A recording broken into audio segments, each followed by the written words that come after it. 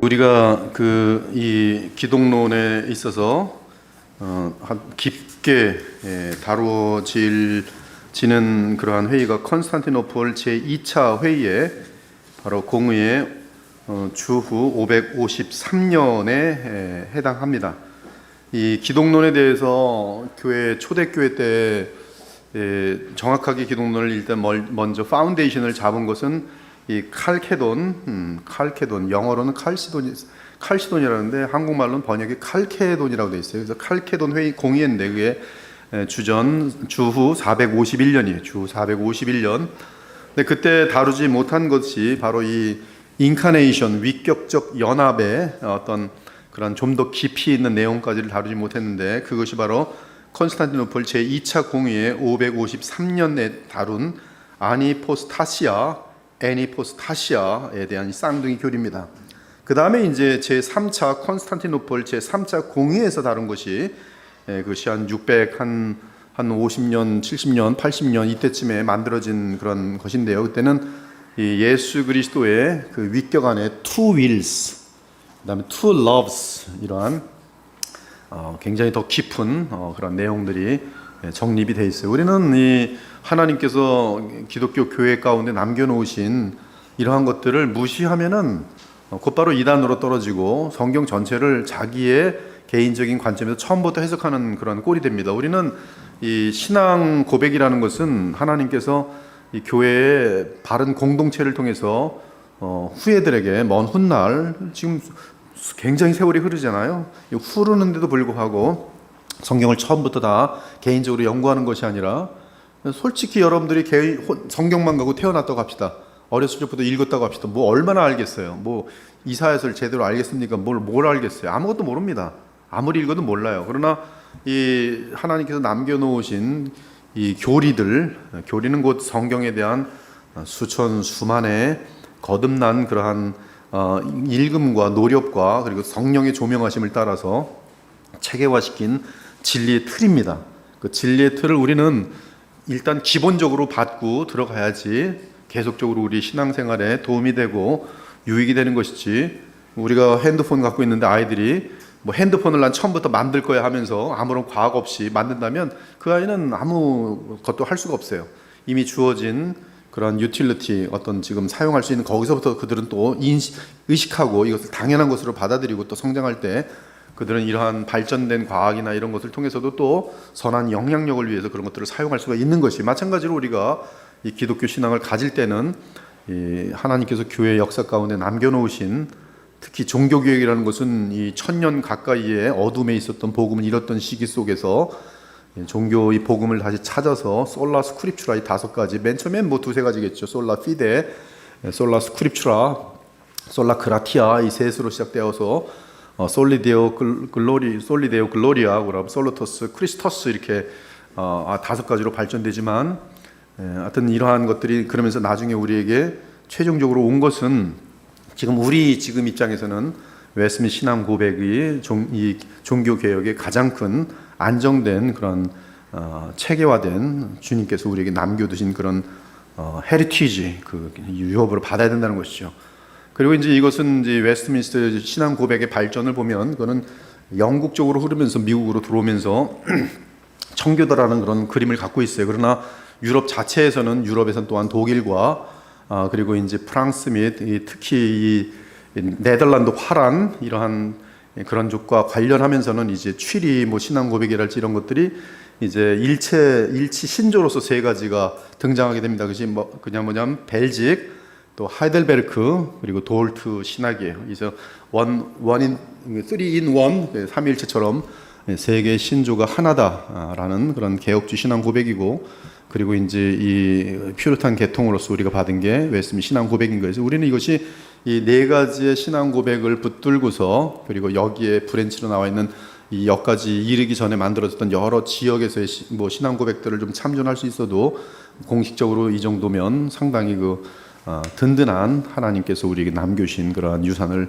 붙들게 되는 것이, 물론 이제 베프티스트 계통에서도 끝까지 그들은 이 인파운드 베프티즘 같은 경우 같은 걸 믿지 않고 이 세례와 성찬에 대한 좀 관점이 많이 틀려요. 그리고 이 이 펄리티라고 하는데 이 교회 정치나 운영의 방법이 틀리지만 그들도 나름대로 이제 그 개혁주의 신학을 따라서 달려오고 싶은 마음이 깊어서 이 베프티스트 계통 중에도 개혁주의 베프티스트들이 많이 생겨났어요. 그래서 폴 워셔 같은 사람들은 이제 이 개혁주의의 베프티스트입니다. 그래서 그들은 런던 1686년인지 하여튼 그때 거 신앙 고백을 가지고 그들은 베프티스트 계통으로 사용하는 거예요. 그 정도는 뭐 제가 볼 때는 그 교통이 가능해요. 저도 그래서 베프티스트 계통이지만 적어도 런던 고백을 고백하는 그런 신학자들이나 목회자들과는 다른 모든 부분에 있어서 세례나 몇 가지 유아 세례 이 정도만 틀리고 교회를 다스리는 방법에 그 베프티스트 계통에서는 이제 이 장로 같은 것들이 없거든요. 비숍 같은 것들이 거기는 이제 컨그레게이셔널 이제 이 회중 중심으로 발전되는 건데 이 아나베프티스트와의 간접적인 연결고리가 있어요. 그래서 우리가 아나베프티스트 제세례파를 잘 알면은 그 직접적인 관련은 아니지만 모든 이 베프티스트에 대해서는 많은 이해를 갖게 됩니다. 아무튼 우리가 이 기독론에 대해서도 제일 중요한 것은 이미 발전되어 있는 교리화된 내용들을 우리는 다시 섭렵할 필요가 없는 것이 이것은 이미 하나님의 그 영으로 충만했던 사람들이 교회적인 공교회라 그러는데요. 공교회가 만든 것인데 지금도 이 공교회가 만든 웨스트민 신앙 고백 같은 것들을 도전하는 사람들이 있는데 그때 도전할 뿐이지 그 세월이 지나가면 다 망합니다. 한국에서도 지금 감히 도전하는 사람들이 지금 요새 생겨났는데 오래 가지 못해요. 자기의 명성과 아무리 그런 걸 주장해도요 별거 없어요. 여러분 뭐 잘 아는 세계적인 신학자라고 하는 뭐 김세윤 같은 사람들 그는 머리가 좋고 학문 쪽으로 막 가더니 결국 무슨 뭐 칭의에 대해서 칭의 보류설 헛소리 하는 거죠. 이런 것들은 자기의 명성이 세계적이다 할지라도 결국은 공교회가 만든 신앙 고백에 도전하는 모습이 되기 때문에 그 당시 명성이 있을 땐 좀 더 효력이 있는 것 같지만 세월이 지나면 다시 다 헛수가 되는 것이 아무도 안 알아주고 하나님께서 부끄럽게 만드는 것입니다. 여러분들은 절대로 공교회 신앙 고백에 도전하지 마세요. 누구도 예외 없습니다. 이거는 교회가 만든 것이고 성령이 함께 하신 작품이지 나라는 존재가 뭘 많이 깊이 깨닫는다고 해서 이걸 뒤집을 수 있는 것이 아니에요. 근데 이 컨스탄티노플 제2차 공의회 553년에 아까 말씀드린 것처럼 기독론에서 이 칼케돈에서 나온 거를 발전시키는데 그것이 애니포스타시아인데 다시 정립하는 거예요. 지난주에 말씀드린 것을 안이라는 말은 이것은 없다라는 뜻이 없다. 히포스타시아는 펄슨이 없다. 즉 성육신 하실 때 하나님의 아들 즉 성자 하나님께서는 어떤 이미 있는 펄슨 다른 펄슨에 하나님이 임하신 것이 아니라는 뜻이 즉 하나님께서는 이 땅에 오실 때 자기가 오신 것이지 다른 펄슨을 만들지 않았다는 뜻이 그러니까 제2의 둘째 아담을 만들어 놓으시고 첫째 아담 만들어 놓으신 것처럼 첫째 아담에 이렇게 들어가서 그 사람이 성육신하고 이런 개념이 아니라는 거예요. 둘째 아담은 그러니까 둘째 아담이란 어떤 사람을 만들어 놓고 그래서 사람의 인격성이 있는데 거기다가 이제 하나님이 임재한 그런 개념이 아니라는 거예요. 그분이 바로 그리스도가 아니에요. 그리스도는 하나님의 아들 자신이 이제 히포스타시아 본인이 피조물인 존재가 되어지면서 그래서 personhood이라는 단어를 씁니다. 즉 인간과 동일한 참사람이 되시면서 누가 하나님이 말씀 하나님이 독생하신 하나님이 참사람이 되시면서 그 사람 자체가 곧 그러므로 하나님이세요. 그래서 분리가 되지 않습니다. 그것이 위격적 연합이에요. 그러므로 태어난 이 갓난아기 나사렛 예수 이는 임마누엘 하나님 맞고요. 정확하게 하나님의 아들이에요. 그러나 참사람이 여기에는 투 펄슨이 있는 것도 아니고 하나님의 아들이 참 사람인 거예요. 그래서 그분은 그냥 참 사람, 참 하나님이. 이것이 컨스탄티노플 제2차 공의회 553년의 결론이에요.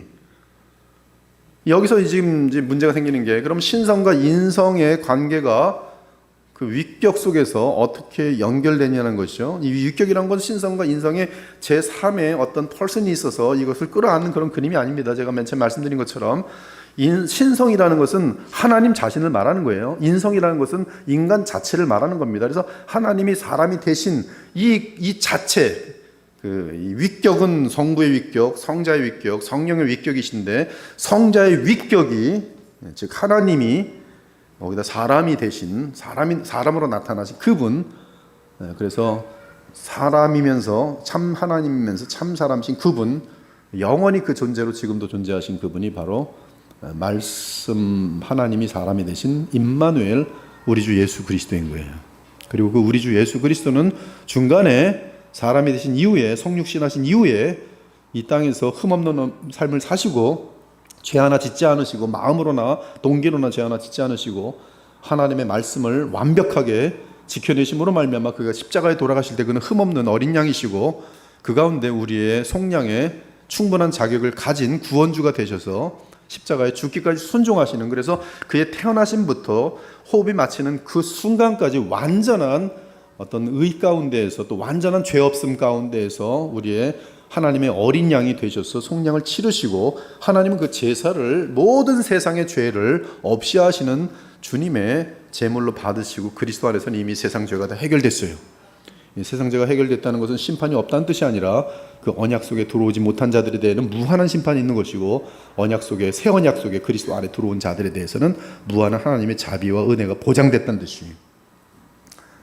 그리고 예수께서는 이제 그 하나님께서는 그를 기뻐하시사, 하나님께서 성삼위 하나님께서 이 지금 둘째 아담, 우리의 구세주 중보자를 이렇게 세우심이 바로 부활이죠. 부활에 대해서는 성경에 어떻게 되어 있냐면, 예수께서 스스로 부활로도 되어 있고요, 그것은 신성의 입장에서 그렇게 되고, 인성의 입장에서는 아버지가 그를 이렇게 세우시는 걸로 되어 있어요. 피동과 이 능동이 같이 섞여 있습니다. 능동은 이 하나님, 자기가 하나님이시기 때문에 일어나시는 것이고, 죽음에 거할 수 없기 때문에, 그러나 피동으로서 사람, 우리의 대속자고 우리의 그리스도, 즉 왕 대제사장 선제로서는 사람의 대표이기 때문에 하나님께서 일으키시는 그런 그림이 되는 것이죠.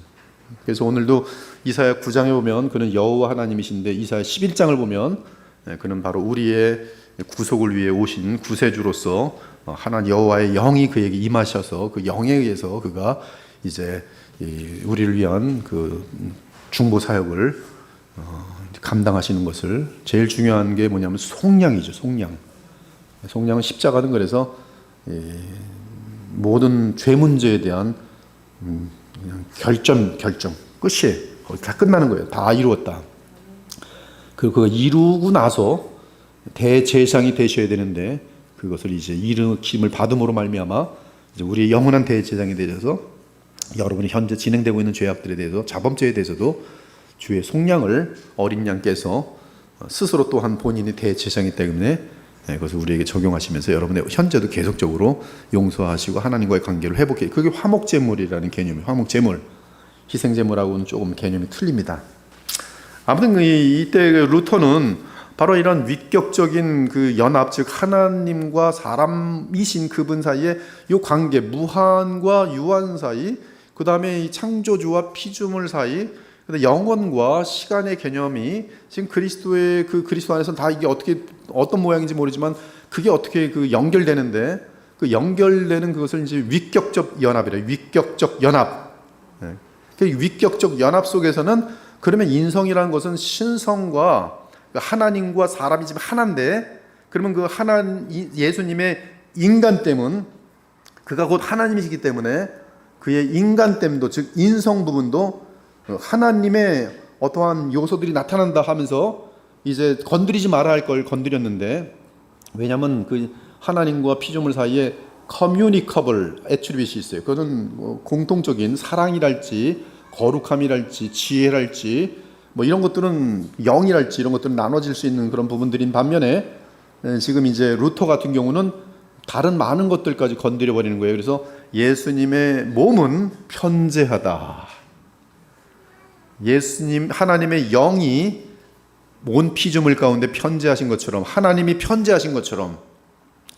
그래서 목요일을 다루었는데요, 팬티즘이란 개념이 살짝 들어가 버리는 것이죠, 루터에게. 그래서 루터는 그러면서 그걸 가지고 속성 전달이다. 위격 안에서는 신성은 인성으로 뭔가를 넘겨주고, 그래서 예수님의 몸은 날 때부터 영적인 몸이라 부활 이후도 아닙니다. 루터는 예수님이 인카네이션한 그 순간부터 사실은 예수님의 몸은 우리 눈으로는 사람 몸처럼 보이지만 그 몸은 이 신성의 능력을 가졌던 죄 없는 몸으로서 편재성이 있다.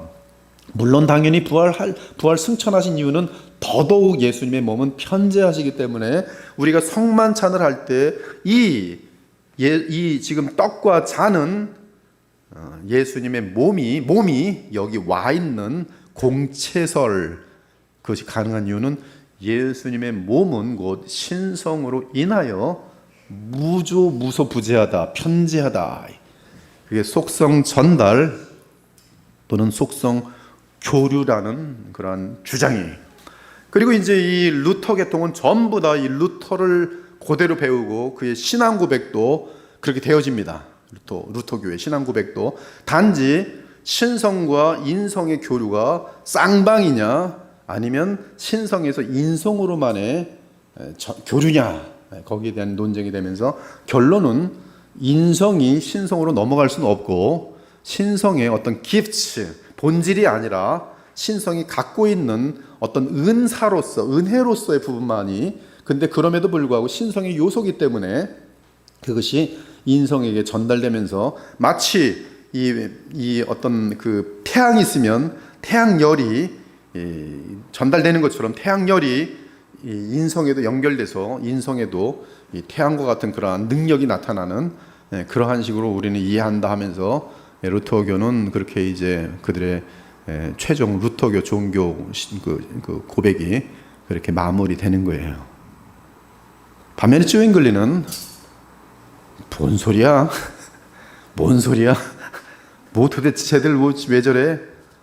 그건 다 상징이야, 상징. 여기서 지금 예수님께서는 기념하라 그랬지.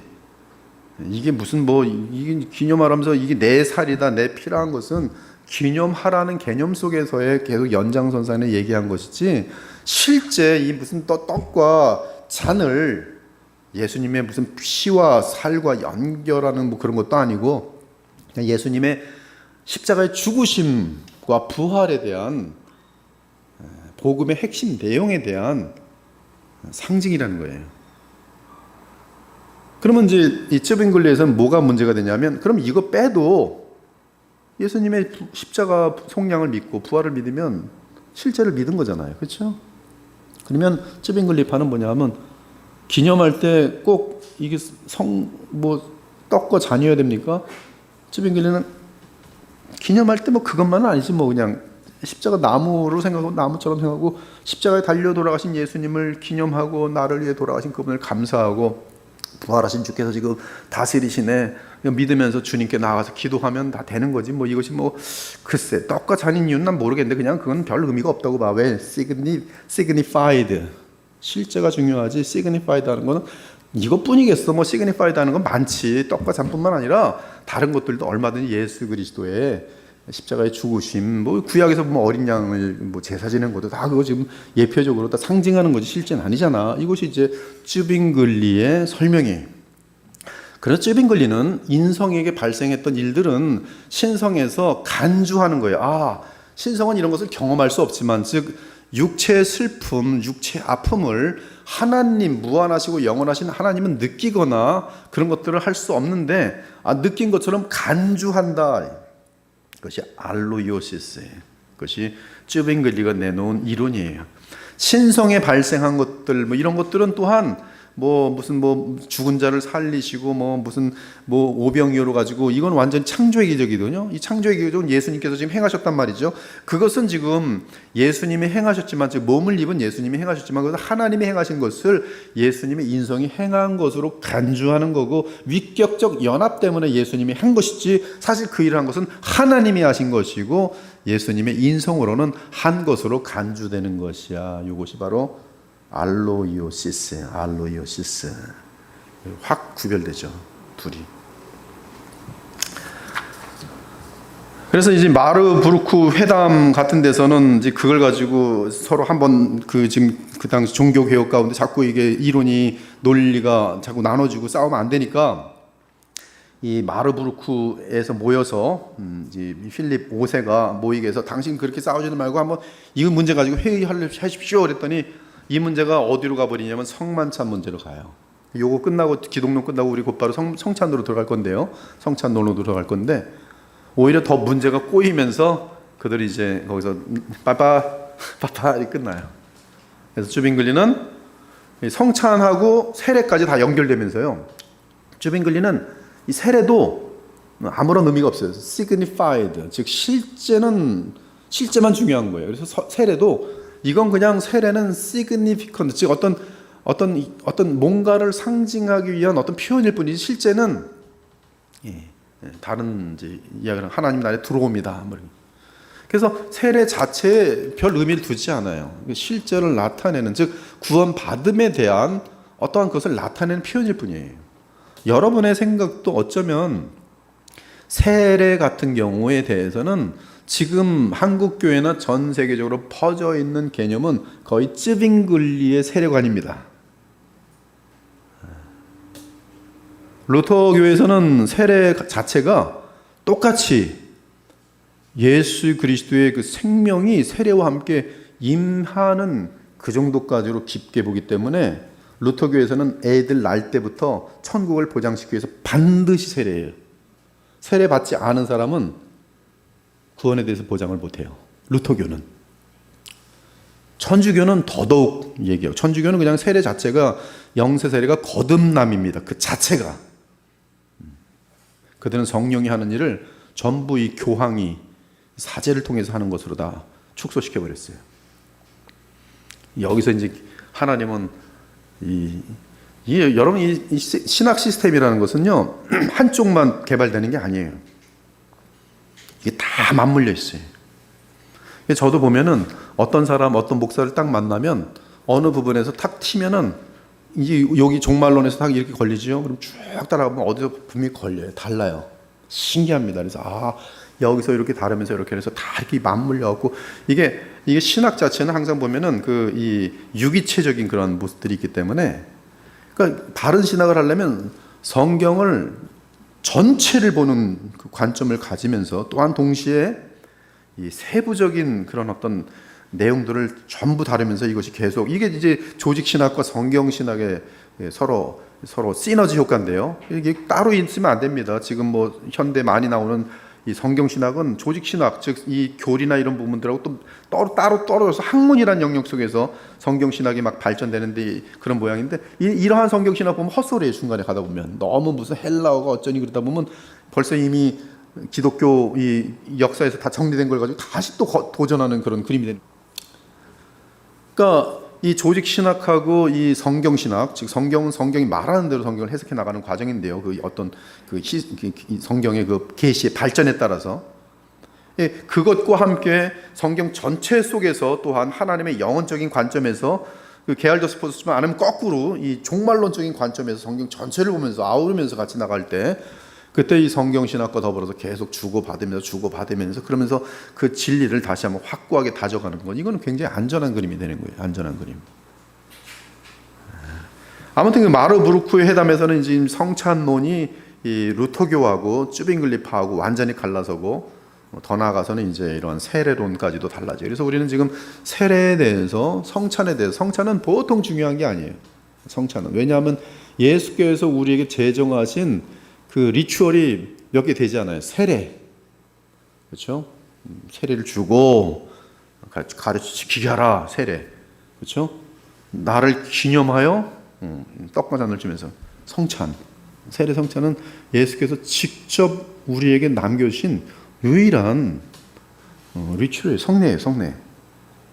카톨릭에서는 7성례가 있지만 솔라 스크립추라를 믿는 우리는 오직 2개의 성례밖에 없어요. 그것은 세례와 성찬이에요. 근데 그 의미를 얼만큼 바르게 알아야 하는지는 보통 중요한 일이 아니에요. 그래서 개혁파 중에, 개혁파라는 말은 개혁주의라는 뜻인데요, 개혁파 중에는 이 의미를, 그 소중함을 알기 때문에 이걸 굉장히 많이 강조하고 가르치는 우리 개혁교회도 있어요. 저는 그것이 나쁘다고 보지 않아요. 그쪽으로 치우치지 않는 한. 그러면서 이 정상적인 이 복음, 오더블이라고 하는데, 귀로 들리는 하나님 말씀과 함께 이 성찬에 대한 깊은 의미를 알고, 비주얼 가스펠이라고 하는데요, 성찬을 집행하고, 또 이 세례가 얼마나 하나님 앞에 예수님이 직접 제정하신 성례라니까요. 얼마나 창조주 하나님께서 그리스도 안에서 제정하신 성례라니까요. 얼마나 중요하겠어요. 그래서 하여튼 그것이 이제 마르부르크 회담에서 그렇게 하고, 요하네스 브렌츠라는 사람은 이 사람은 이제 이 루터 이후에 이제 루터교 사람들인데, 이 루터 쪽에서 더 발전돼서 속성 교류 가운데 육신은 거의 신성화 서로 맞물려 버리는 그런 섞여 버리는 그러한 자리까지 갑니다. 그래서 몸에 어떠한 그런 어떤 편재성 같은 것들을 더 많이 발전하는 그런 그림으로 가고요. 마르틴 캠니츠라는 사람은 제2의 마르틴 루터라고 불리는데, 이분은 이제 루터교 내에서 신성에 있어서 이 칼케돈 회의회 때 그 신앙 고백을 건드리면 안 되기 때문에 섞일 수 없고, 또한 그래서 일방적인 그 신성 속에서 인성으로 가는, 아까 말한 것처럼 어떤 그분의 어떤 그 신성에서 나오는 어떤 은혜들 주시는 것들, 그 정도의 개념 속에서 인성으로 전달되어지는 그러한 모습으로 정리를 해 나가는 것으로 되어져요. 그러나 이제 공유하고 전달하는 것은 거부하지 않게 됩니다. 그리고 일치신조는 결국 이제 그러한 내용들을 잘 이야기를 하면서 이 루터교에서 이야기를 하는데, 결국은 속성 교류를 인정하면서도 그 전에 있었던 신앙 고백들을 건드리지 않는 차원에서 이제 정리가 되어지는 그러한 내용으로 정리되었다고 보시면 되겠어요. 그러면서 이제 오늘은 개혁주의 기독론으로 들어갈게요. 개혁주의 기독론. 그러면 이러한 개혁주의는 도대체 이걸 어떻게 하는가? 이 개혁주의 기독론에서 굉장히 멋있는 게, 이제 칼빈 같은 경우는 이제 성찬에 대해서도 성찬이 피와 그다음 떡, 이것이 정말 물리적인 것이지만 그것이 영적인 의미와 그냥 맞물리는 것을 보여줘요. 그 뜻이구나. 바로 그게 정확한 뜻인 거예요. 세례를 행할 때 눈으로 보이는 물리적인 것들이 칼빈은 영적인 의미로, 이거 동떨어진 게 아니라, 즉 쭈빙글리처럼 동떨어진 게 아니라 맞물려요. 그게 이제 칼빈의. 그럼 칼빈이 왜 그런 사람이 나와서 그렇게 하는 건가? 제가 볼 때는 그는 이 통합적으로 성경 전체를, 하나님의 은혜겠죠. 하나님께서 그를 통해서 후세에 남겨주시는 작품이죠. 전부 다 관통되어 있는 거죠. 쫙 관통돼. 그러니까 그게 관통되면서 다른 것들이 다 계속 관통되는 거예요. 다. 그래서 정리된 게 기독교 강요로서 그에게 이제 남겨지는 작품인데, 그래서 기독교 강요는 여러분들이 다시 한번 이러한 개혁주의의 많은 부분들을 다시 한번 정립하고 또 그것을 이렇게 보는 것은 나쁘잖아요. 단지 이제 기독교 강요에 너무 몰입하면 그 외에도 칼빈에게 주신 장점도 있지만 그 외에 또 많은 그러한 부분들에 대해서 더 풍성하게 얻을 수 있는 것들이 있거든요. 그런 것들에 대해서는 칼빈이 가르친 그 교리와 부딪히지 않는, 다르게 말하면 소위 이제 웨스민 신앙 고백이나 또 아까 말한 그 어떤 유니티한 그러한 그 개혁주의 가장 정통적인 신앙 고백들과 위배되지 않는 차원에서 많은 그런 어떤 더 깊은 삶과의 어떤 연결고리랄지 뭐 그런 부분들에 대해서 우리 더 많이 풍성하게 알 때, 여기는 신학적인 싸움이지만 사실 우리는 삶으로 사는 사람들이 아니겠어요? 삶으로 살아가는 사람들에게 더 와닿는 그런 부분들에 대해서는 우리가 좀 더 얻어야 되는데, 저는 개인적으로 볼 때 그러한 역할을 굉장히 위대하게 한 사람 중에 하나가 게알더스 보스라고 보고 있는 것이에요.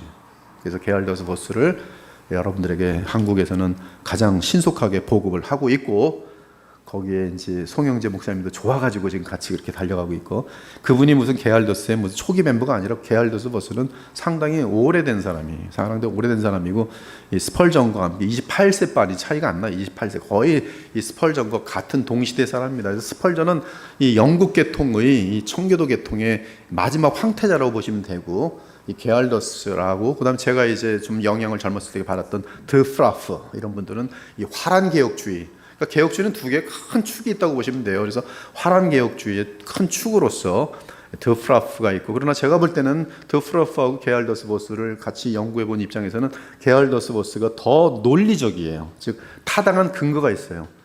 드프라프는 이제 논리 비약적으로 구약 읽다가 이거는 그리스도입니다 그렇게 얘기를 해요. 그러나 게알더스버스는 그게 아니라 성경신학적으로 그것이 발전되는 과정 속에서 일단 역사라는 것을 전제 속에서 거기서 이제 예수께서 사람의 몸을 입기 전에 바로 이 천사의 몸이나 사람의 몸을 빌려서 입고 나타나시는 여호와의 사자라는 특이한 어떤 그런 이름을 타이틀을 갖고 등장하시는 것을 우리는 보게 되는데요. 거기 보면 그 역사적인 배경과 함께 오늘도 보면 정확하게 이사야 9장과 11장을 보면 정확하게 지금 보면 그 구약 자체 내에서 그리스도에 대한 굉장히 뚜렷한 여호와 하나님 되심과 또 오늘 11장은 그가 바로 우리의 그리스도 왕 대제사장 선자가 되시는 사실을 오늘 그 어떤 직분 관점에서 그리스도는 직분이거든요.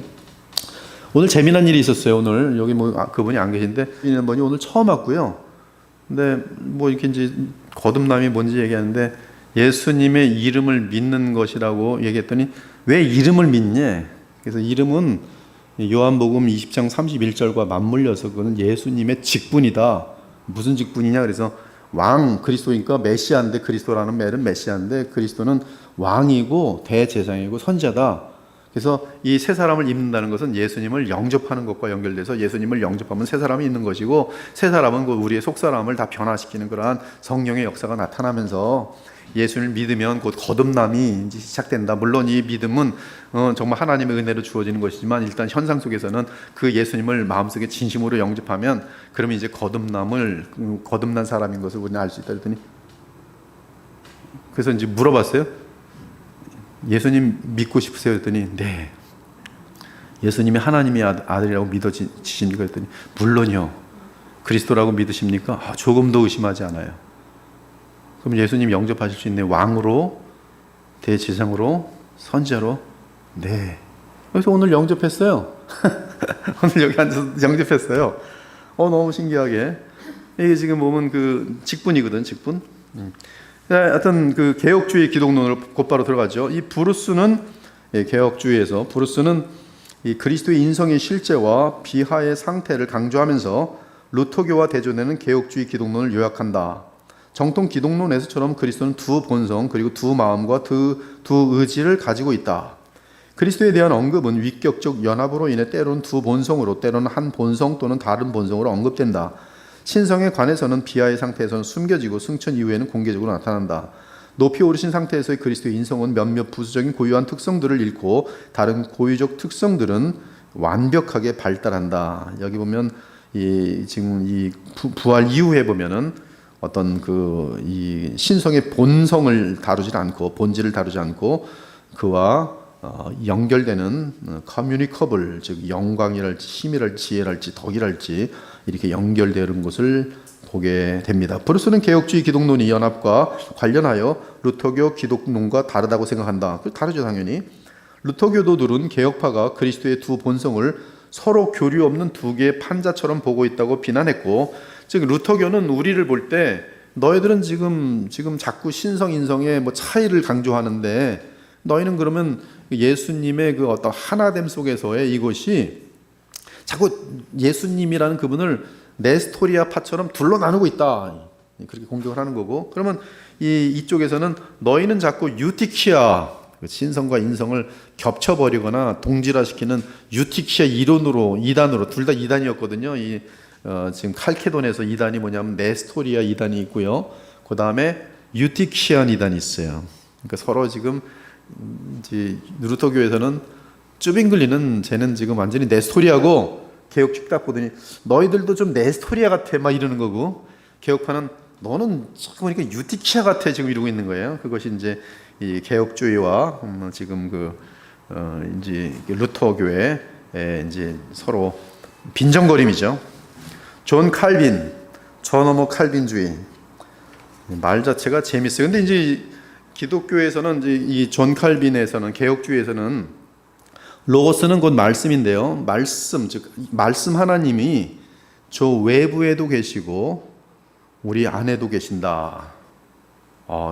점점점 이게 예수께서는 대언자인데요. 그 요한 1서 2장하기도 동일하게 파라클레토스라는 단어가 쓰이고요. 그 다음에 요한복음 16장에도 파라클레토스가 쓰이는데 하나는 하늘에 오르신 파라클레토스고요. 요한 1서 2장에 나오는 건. 그 다음에 예수께서 우리에게 보내주심으로 우리와 함께 하시는 그 파라클레토스는 우리 속에 오시는 성령을 가리킵니다. 그래서 이 성령은 그리스도 영으로서 그리스도 그분이십니다. 영으로. 그리스도 그분이 우리 안에도 계시는데 그분은 이 외부에도 계시는 분이세요. 외부에도 계신 분이세요. 로고스를 그렇게 이제 존 칼빈을 보는데 이 엑스트라 칼빈니스티컴 저너머 칼빈주의 이게 보통 재미난 얘기가 아닌 거죠. 그거 같이 쭉 보도록 하겠습니다. 존 칼빈과 저너머의 칼빈주의. 그래서 여러분들이 엑스트라 칼비니즘, 엑스트라 칼비니스티컴 딱 하고 나가면은 저 사람들은 누구야 그래요. 일단 다른 사람들은 하나도 못 알아듣고요. 신학자들이 저 사람들 누구야? 어느 교회 다닌다 그래? 여러분들이 교만해지지 말고 쫓아봐. 저너머 칼빈주의, 엑스트라 칼비니스티컴. 그 내용을 좀 얘기해 줄게요. 칼빈은 그의 기독교 강요에서 왜 중보자가 하나님이며 사람이어야 하는지를 물었다. 그는 성육신을 구속 전체와 연결시켰다. 칼빈이 말합니다. 하나님의 위엄 그 자체가 우리에게 내려오지 않았다면 우리 힘으로는 그분에게 올라가는 것이 불가능하기 때문에 상황은 분명히 절망적이었을 것이다. 그러므로 하나님의 아들이 우리를 위해 임마누엘 즉 우리와 함께 하시는 하나님이 되어야 하고 그의 신성과 우리 인성이 서로 연결됨으로 함께하는 식으로 오셔야 한다. 여기서 보면 그는 연결이라는 단어를 썼어요. 이 연결이라는 개념 속에서 루터는 바로 뭐가 들어올까요? 연결? 그는 네스토리아야. 연결 그러면 A와 B하고 연결시키는 거예요. 어떤 접착제를 붙여가지고 연결시키는 그런 개념이죠. 제3회. 여기서 연결이 함축하는 바는 위격보다는 두 본성의 존재를 우선시하는 것으로서 이는 컨스탄티노플 제2차 공유의 최종 결론을 거스르는 것이며 네스토리아의 색채를 띠는 것이다. 잘 이해하셔야 됩니다. 그러니까 루터교가 볼 때는 바로 곧바로 얘기하는 거예요. 칼빈에 대해서 너도 지금 네스토리아 같아. 뭐 연결? 아무튼 칼빈은 그리스도는 그의 것을 우리에게 나눠주기 위해 그리고 본래 그에게 속한 것을 은혜로 우리의 것이 되도록 하기 위해 우리의 것을 받아들이셨다. 이후 칼빈은 성육신과 속죄 사이에 끊을 수 없는 연결을 언급한다. 칼빈 말합니다. 하나님과의 화목을 위해 필요한 두 번째 요소는 이것이다. 불순종으로 멸망당한 인간은 순종의 치료책으로 대응해야 하고 하나님의 심판을 만족시키기 위해 언약 때문에 죄값을 치료한다. 따라서 우리 주께서는 참 사람으로 오셔서 아담의 인격과 이름을 취하시고 아담 대신에 아버지께 순종하셨다. 그는 하나님의 의로운 심판을 만족시키기 위한 대가로 몸을 제시하셨고 그 동일한 몸으로 우리가 치러야 할 마땅할 형벌을 받으셨다. 이때 몸은 제가 누차 말씀드린 것처럼 몸덩어리가 아니라 사람을 말하는 것이야. 사람을 대표적으로 말할 때 몸을 입으셨다. 예수께서 몸만 입으셨다 그러면 그는 아폴리네리언이라는 이단됩니다. 예수께서 몸을 입으셨다는 우리의 지정의 즉 영혼과 몸을 다 입으신 완전한 동일한 우리와 동일한 사람이 되셨던 뜻이에요. 그래서 사람 대신에 그래서 우리의 영혼과 이 육체까지 다 구원하시는 대속이 되는 것이 그래서 1차적으로 여러분이 영혼이 구원받고 여러분의 육체는 예수님의 재림과 함께 부활하게 되면서 그 아까도 보면 몸의 속량 엄청난 말이죠. 여러분의 몸도 속량을 입는 것이죠. 이미 속량 받았어요. 영혼은 다 속량 받았고 온몸이 속량 받았는데 몸이 구체적으로 절정을 이루며 속량되는 것은 여러분이 부활체를 입는 그 순간이 되는 것이죠. 요약하면 하나님 홀로는 죽음을 느낄 수 없었고 인간 홀로는 죽음을 이길 수 없었기에 그는 인성의 신성을 결합시킨 후 죄를 속하기 위해 인성의 연약함으로 죽음에 복종하고 신성의 능력으로 죽음과 싸우기를 위해 승리하셨다. 그러면 우리가 그리스도와 나눈 공유하는 인성은 어떻게 공유합니까? 성령으로 공유합니다. 믿음으로 공유합니다. 우리 편에서는 믿음으로 공유하는 거예요. 우리가 믿음으로 공유하는 것은 그리스도예요. 여러분 성경 전체에서의 답은 그리스도를 믿는 것이지 하나님을 믿는 게 아니에요. 이거 틀리면 큰일 납니다. 우리는 이게 기독교가 아닌 거예요. 예수께서 분명히 말씀하셨어요. 하나님을 믿으니 아버지를 믿으니 또 나를 믿으라. 그 이유로는 나를 믿는 것으로만 쭉 일관되어 있어요. 끝까지 사도 바울도 마찬가지. 그리스도를 믿는 것. 그 그리스도를 믿는 것은 무엇인가? 바로 위격적으로 하나님이시면서 사람이지만 그가 우리에게 효력을 나타내는 부분은 구속자로서의 바로 인성 부분이에요. 사람의 몸을 입고 고난친이 당하시고 배우시고 순종을 배우시고 그래서 내 뜻대로 마옵시고 내 원대로 마옵시고 아버지 원대로 하옵소서 배우는 과정이에요. 순종을 자기를 저 복종시키면서 아담이 할 수 없었던 것을 아담은 교만해서 불순종했지만 이 둘째 아담은 자기를 저 복종시키면서 물론 성령께서 한량없이 그에게 임한 상태이기 때문에 이러한 어길 가능성은 거의 없죠. 성령이 충만한데 뭐 죄를 짓겠습니까? 그러므로 우리가 그리스도와 나눈 인성은 이렇게 나누는 이제 여러분 입장에서 믿음이고 예수께서는 성령으로 우리의 인성을 나누십니다. 그래서 그것이 무엇으로 연결되냐면 성찬으로 연결되는 거예요. 성찬. 그래서 그리스도의 몸과 살을 먹는 거예요. 요한복음 6장은 실제적인 예수님 말씀이에요. 예수님의 이게 이 불린 거가 우리 가르치는 어마어마한 내용이에요. 불린 거, 이 불린 거는 이 성찬에 대해서 대가입니다.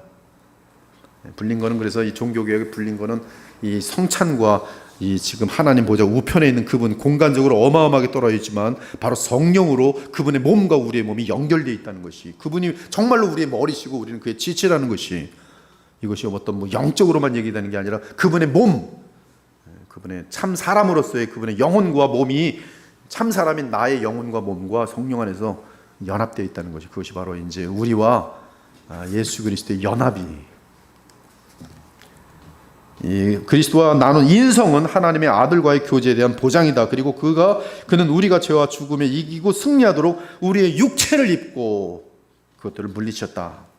나중에 칼빈은 속성 교류를 설명하였다. 그리스도는 동정녀에게서 나서 태어났고 그는 성령에 의해 거룩하여졌기 때문에 타락 이전에 아담처럼 그의 탄생은 순수하고 더러움이 없었다. 놀라운 사실이 여기 있다. 즉 하나님의 아들은 이거예요. 바로 하늘을 떠나지 아니하시면서 동정녀의 태에서 태어나시고 이 땅을 거니며 십자가에 달리기를 원하는 방식으로 하늘에서 내려오셨다. 하늘에서 내려오셨어도 그분은 하나님으로서 창조주로서는 하늘에 계시다.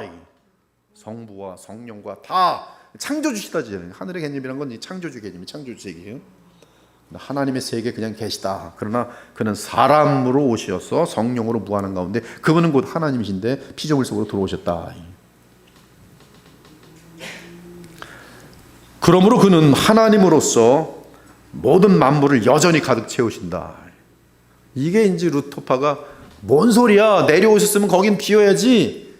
하나님이 몸에 오셨으면 몸에 있는 하나님만 하나님이지 무슨 갑자기 엑스트라 밖에 있는 하나님을 왜 얘기하는 거야?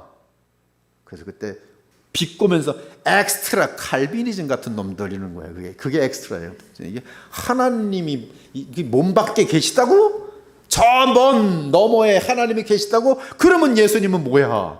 이해를 못하는 거죠. 루터교가. 근데 그 이름이 되게 재밌어요. 항상 이 기독교 역사 보면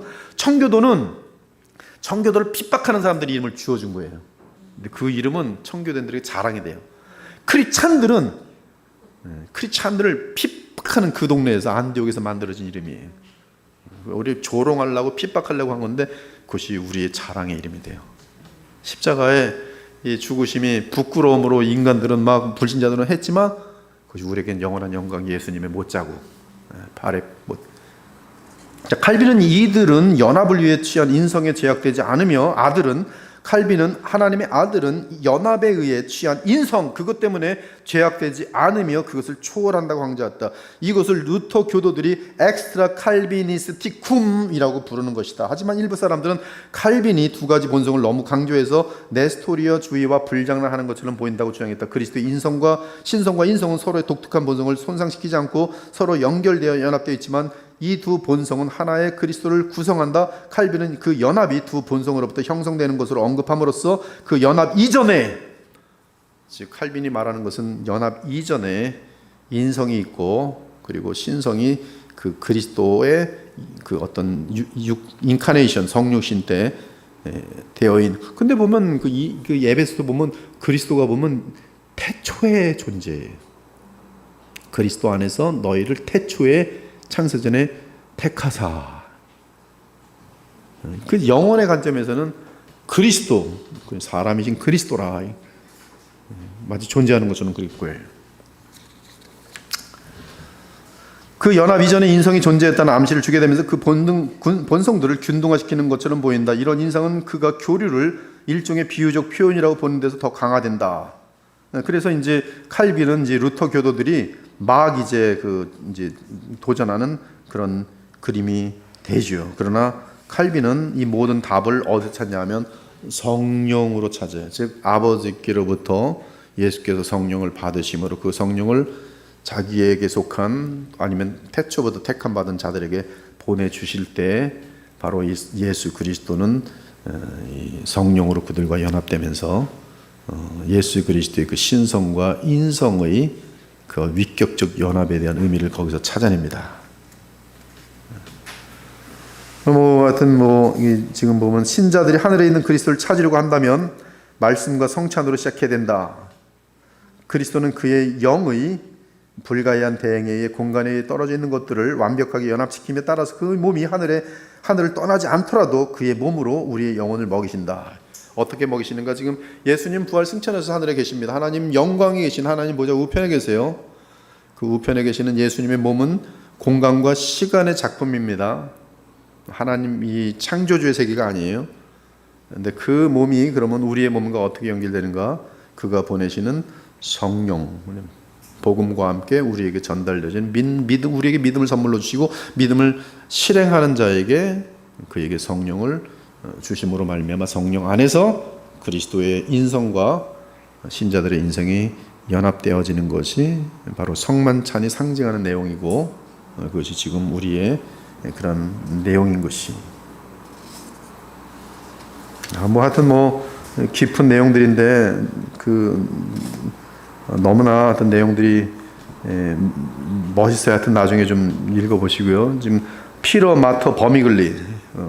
하여튼 그 칼빈에 대해서는 여러분들이 칼빈은 그래서 그 예수 그리스도의 그 신성에 있어서는 하나님의 세계에 여전히 계시고 그가 인성으로서 이 피조물 가운데 오신 것은 그 인성에 있어서는 바로 어떠한 그 신성과는 달리 리미테이션이 허락되어진 그 공간과 시간 속에서 있지만 그것이 우리에게 그럼 어떻게 모든 신자들에게 그 떡과 피의 효력을 주는가에 대해서 칼빈의 답은 성령이세요. 그래서 여러분이 성찬할 때 칼빈주의잖아요. 우리는 성찬에 누구로 예수님이 와 계세요? 성령으로 와 계세요. 그 실제로. 그래서 우리는 그 성령으로 와 계신 것은 하나님의 나라가 영광으로 임한다는 뜻으로서 거기에는 실질적인 영적인 영양분이 공급되고 하나님 나라이기 때문에 성찬이 진행될 때 믿음으로 진행되면 거기에 뭐가 보장되냐면 평강과 희락과 그리고 죄를 회개하고 죄를 이겨내려는 그런 동기부여가 되어지면서 성찬을 치르게 되는데 이 효과가 정확하게 그리스도께서 보내시는 성령의 효력인 것이.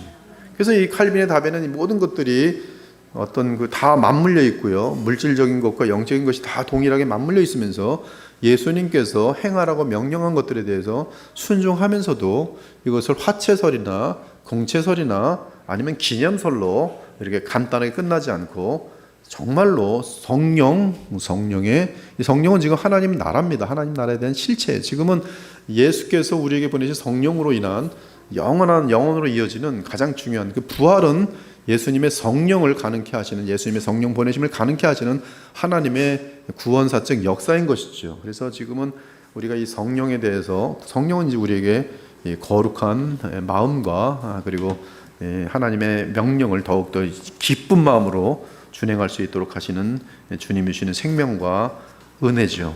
그리고 누차 인성이라는 것이 강조되는 것은 지난 목요일 날 말한 것처럼 이 예수 그리스도를 믿는다는 것은 하나님의 생명을 받는 것이 아니에요. 예수님을 믿어서 얻는 영생은 예수께서 둘째 아담으로서 첫째 아담이 얻어내지 못한 영생을 그가 얻어내셔서 완벽하게 순종하심으로 얻어내셔서 그 얻어내신 것이 단 한 사람이라면 한 사람밖에 못 줄 테지만 그가 바로 하나님의 아들이기 때문에 그 영생을 그가 택한 모든 모래처럼 많고 하늘의 별들처럼 많은 주의 자녀들에게 다 나눠줄 수 있는 창세부터 시작해서 주님의 재림 때까지 한 사람도 놓치지 않고 그들에게 나누시는 그 영생을 얻어내심은 바로 그가 한 사람이지만 사람으로서 한 사람이지만 또한 그는 동시에 위격적 연합 속에서 그분은 바로 하나님이시기 때문에 그 효력은 무한할 수밖에 없는 것이 그런 의미로서 이제 위격적 연합이라는 것이 이제 다시 해석되어지고 그렇게 적용할 때 우리는 이 모든 것들이 믿음 안에서 리즈너블해지는 거예요. 믿음. 바빙크라는 분은 Reasonable Faith라는 책을 썼어요. 근데 그 전제가 뭐냐면 믿음 안에서는 리즈너블하다. 우리를 초월하는 하나님의 세계를 우리가 겸손히 인정하고 나서는 그 다음부터는 리즈너블하다. 그래서 이 신앙이라는 것은 논리적입니다. 그래서 조직 신앙이 가능해요. 저도 성경 한 구절을 보는데 그 성경 한 구절이 어떻게 그렇게 완전한지 성경 전체에서 모순이 되질 않는 거예요. 하나를 알면은 모순이 되면 어딘가에 틀릴 거 아니겠어요. 근데 딱 한 구절 잡고 요 한 구절에서 말하는 분명한 자명한 진리가 다른 데서 단 한 번도 모순되지 않아요. 그러니까 이 성경 연구하는 재미가 있죠. 저도 좀 논리적인데 모순되면 화딱지가 나거든요. 근데 모순이 안 되는 거예요. 모순이 안 돼. 세포가 여기 있으면 여기 있는데 이 세포가 여기 있지는 않는 거예요. 같은 세포인데도 여기 있는 세포는 항상 여기 있고 제 몸과 다 연결되어 있어요. 신기하게. 똑같아요. 이 성경도 보면은 굉장히 작은 내용도 진리예요. 모순되는 일이 절대 없습니다. 하나님의 말씀 안에서. 예, 전어모 칼빈주의 여러분들이 오늘 있을 테니까 쭉 더 보시고 피터 마터 버미글리를 금방 다루고 5분 내로 다루고 오늘 이걸 마치도록 할게요. 피터 마터 버미글리. 이 피터 마터 버미글리는 이탈리아 신학자인데요. 칼빈에게 가장 큰 영향을 준 신학자예요. 그래서 이제 이분이 발견된 지는 얼마 오래되지 않았어요. 저도 지금 시간만 있으면 이 피터 마터 버미글리의 16세기 글인데 16세기 글이 되게 웃깁니다. V는 없고 U는 없고 전부 V로 돼 있어요.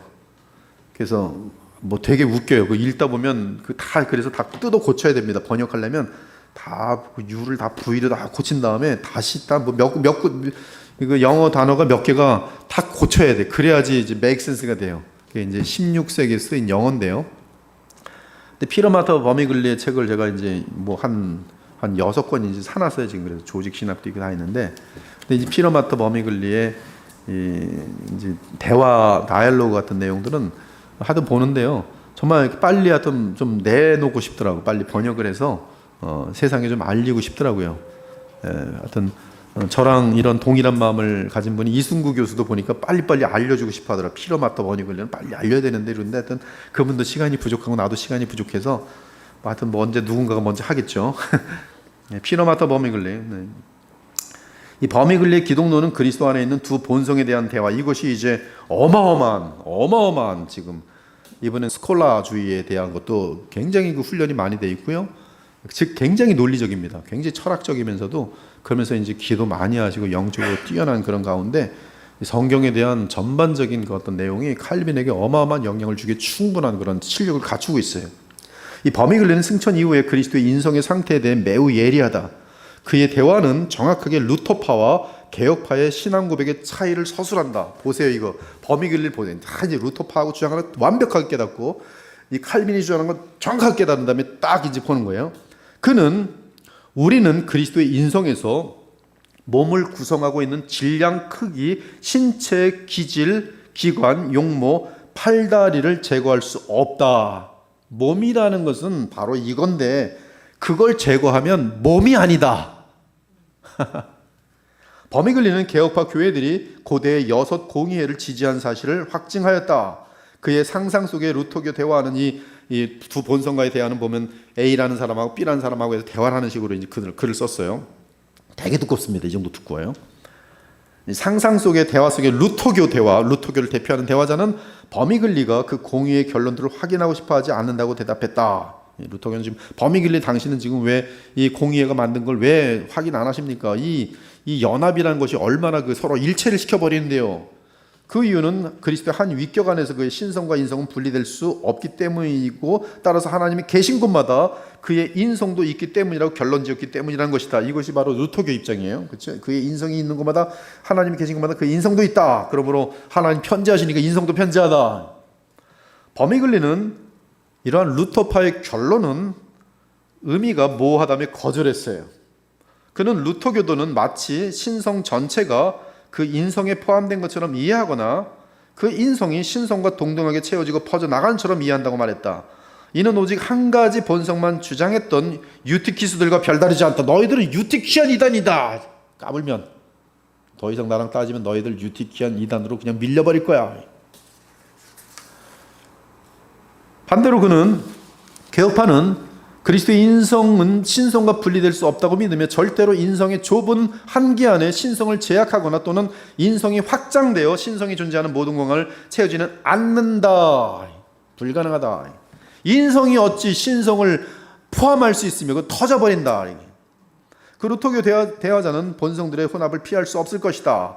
그 이유는 그는 그 인성이 존재하지 않는 곳에 신성이 있다고 하면 그 위격은 나누어진다고 생각하기 때문이다. 그러나 버미글리는 그리스도의 몸은 하늘에 있고 이 땅에 더 이상 있지 않아도 여전히 하나님의 아들은 교회와 모든 곳에 계신다고 주장했다. 그의 인성이 그의 위격에 부착되고 연합되지 않았다면 그는 그의 인성이 있는 곳으로부터 결코 자유롭게 벗어날 수 없을 것이다. 오늘 여러분들 하이델베르크에 정확하게 이 내용이 나오더라고요. 완벽하더라고요. 그냥 거기에 그냥 꽂혀 있어요. 그냥 그 오늘 제가 이 시간에 할 걸 그냥 요약해서 얘기하더라고요. 버미글리는 머리와 몸의 관계, 행성과 궤도 등 다양한 논리를 사용하여 공간적인 거리가 사물의 하나됨을 파기하지 못하는 것을 주장했다. 그는 이 뜻이 신성을 인성으로부터 떼어내는 것은 아니라고 하였다. 신성은 그 광대함 때문에 모든 것에 편재하지만 그리스도의 인성과 항상 합쳐져 있다. 그러나 신성이 채우는 모든 것에 그 인성이 존재하는 것은 아니다. 하나님이신 말씀은 만물을 채우지만 그 말씀에 위격적으로 연합된 인성은 그 인성의 장소에 국한된다. 그러므로 그리스도의 부활체도 공간과 시간에서 벗어나지 못한다. 그것이 바로 인성이다. 그것이 인성의 정의다. 루터교도는 버미글리 이 주장은 두인격체를 말하는 것이라며 반박했어요. 즉 인성이 신성에 연합되어 있는 하나의 위격이 있고 신성이 인성 밖에서 펼치는 또 다른 위격이 있다는 것이다. 하지만 버미글리의 주장은 이런 반박과는 전혀 무관하다. 그리스도의 위격의 단일성은 두 본성의 고유한 특성들이 구별되면서도 섞이지 않는 방식으로 유지된다. 우리는 신성과 인성의 분리를 가르치지 않는다고 주장했다. 인성이 어느 곳에 위치하든 신격 안에서 유지된다. 그 신성은 만물을 채우기 때문에 인간의 몸에 제한받지 않는다. 버미글리는 그리스도 두 본성의 고유한 특성에 대해 말할 때 교부들을 풍성하게 인용했어요. 쭉 인용한 다음에 그는 그리스도가 인성에 따라 죽는 것에 대해 시를 인용하여 말했는데 그 죽음은 말씀이 성육신을 통해 자기 것으로 취한 인성이 고난당하며 죽은 것이라는 것이다. 버미글리는 편재성과 같은 그런 능력들은 인성을 완벽하게 하기보다는 파괴할 것이다. 무서운 말이었어요. 너희들 자꾸 인성을 신성으로서 자꾸 연합시키는데 그러면 그 인성은 파괴된다. 인성이 어찌 신성을 담으려고 하느냐. 그 인성은 파괴된다. 인성이 무한하지 않고는 너희들이 자꾸 인성이 그럼 무한하냐? 그건 아닌데요. 본질, 하나님의 본질은 아니죠. 근데 왜 자꾸 인성에다가 신성을 넣으려고 그러냐? 그러면 인성은 파괴되지 않겠느냐. 인성이 무한하지 않고는 인성이 신격과 함께 편재하는 것은 불가능하며 따라서 파괴될 것이다. 루터교 대화자는 루터교도들이 인성이 본질적으로 어디에나 있다고는 믿지 않는다고 주장했다. 그것은 그 자체로 그런 능력을 가지고 있지는 않다. 대신에 말씀은 위격적 연합 때문에 그 능력을 인성에 전달한다. 루터교 대화교는 브렌츠를 인용하면서 그리스도의 몸이 사람의 몸으로 만물을 채우는 것이 아니라 취한 몸으로 채운다고 말했다. 이에 버미글리는 신격은 취득한 몸으로부터 실제 사람의 몸됨을 제거하지 않는다. 하나님께서 사람의 몸을 취하였다고 해서 그 사람된 몸 특성을 제거하는 것 절대 그렇지 않는다. 그것이 지금 버미글리의 대답이에요. 마지막 센텐스. 버미글리는 그리스도가 하늘에 승천하신 것에 대해 논하며 그리스도는 승천 전에는 하늘에 있는 사람이 아니었다. 루터교도는 자칫 잘못하면 하늘의 몸, 신령한 몸이라고 해서 그것이 과거에도 있었던 몸처럼 설명을 해버려요. 고린도서 15장에 대해서 지금 그렇게 설명하는 사람이 있어요. 제가 누구라고 얘기하는데 신령한 몸, 그것은 원래부터 그리스도가 이 땅에 오기 전에 있었던 하늘의 몸인데 그 몸을 갖고 내려왔다. 이단이에요. 거의 이단. 근데 아주 유명한 신학자예요. 그러니까 그 영향을 받고 아주 엉망진창이 되는 거죠. 피터 버미글리 책만 한번 읽었어도 끝나는 거고 이 신앙 고백만 제대로 따라가서도 그런 헛소리 안 하는 건데 자기도 모르게 유티키안 이단을 가르치면서 그래서 많은 목사들과 신학자들을 혼란케 만들고 있는 것이지. 자, 버미글리가 말합니다. 만일 그리스도가 하늘에 이미 계셨다면 그가 그의 인성에 따라 승천할 수 있는지를 증명할 책임은 루터 교도들에게 있다.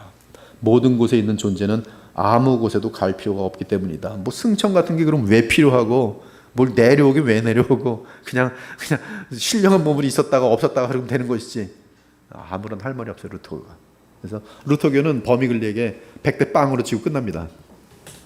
그리고 이 버미글리 내용은 칼빈을 통해서 전달되고 기독교 강요에 남고 그리고 여러분의 신앙 고백으로 해서 지금 여러분들에게 남게 되는 거예요. 그래서 신성은 인성을 포함하고 그리고 그 어기에 어떤 마음껏 그 영광과 어미를 줄 수 있지만 신성의 본질에 있어서는 끝까지 섞이지 아니하며 구별되며 그렇다고 나뉜 것이 아니라 그리스도 안에서는 그것이 그리스도 안에서 신비한 우리가 이해할 수 없는 방법으로 연합되어 있다. 이것이 이제 하이델베르크 신앙 고백이고 벨직 신앙 고백이고 웨스트민 신앙 고백인데 여러분들이 신앙 고백을 따라 성경을 지금 보고 있으니 얼마나 이단이 지금 얼마나 많습니까? 정통보다 이단이 더 많아요 지금. 앞으로 아마 정통이 아마 소수가 될지도 몰라요. 자, 기도하고 마치겠습니다. 하나님 감사합니다. 저희들에게 안전한 하나님 말씀을 잘 바르게 해석하고 또 주님이 알려주시는 그 계시의 내용에 따라 주님이 자신을 알려주시는 대로 또 우리가 믿을 수 있도록 인도해 주심을 감사합니다. 우리 그리스도의 보혈교회 주의 백성들이 혼탁한 이 세상 가운데에서 종교 개혁 때에 주의 진리를 바로 세우고 다시 한번 전 세계에 복음을 전파했던 그 귀한 그 유산들을 우리가 다시 한번 겸손하게 받고 그 유산에 따라 정교하고 진실한 이 복음에 따라 살며 또 그 복음을 전할 수 있는 우리 그리스도의 보혈교회가 될 수 있도록 인도해 주옵소서. 이것이 우리의 머릿속에 또 남아서 우리를 교만케 만드는 그런 내용들이 아니라 바로 알기 때문에 더 주님을 사랑하고 더 구체적으로 주님을 만나 뵈면서 그리스도 안에서 하나님과 정말 교통하면서 하나님이 예비하시는 모든 온갖 종류의 하늘의 신령한 복과 이 땅에 참된 아름다운 선한 것들의 복을 풍성히 받으면서 하나님께 무한하게 감사하며 찬송하며 살아가는 믿음의 자녀들 다 될 수 있도록 인도하여 주시옵소서. 돌아가시는 발걸음 주께서 평안과 기쁨으로 가득 차게 하시길 원할 때 우리 주 예수 그리스도의 이름으로 기도 올려옵나이다. 아멘.